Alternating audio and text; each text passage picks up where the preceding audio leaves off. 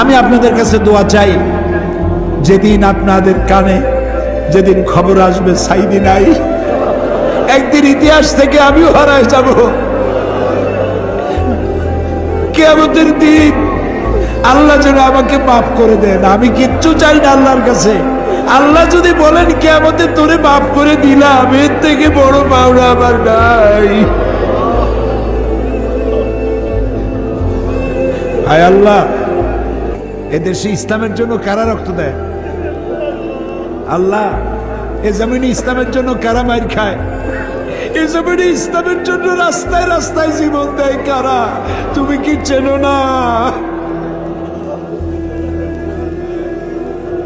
আল্লাহ, ষড়যন্ত্রকারীদের সব ষড়যন্ত্র থেকে তোমার গোলামদেরকে তুমি হেফাজত করো, তোমার কুদরতের চাদরটা দিয়ে হেফাজত করো।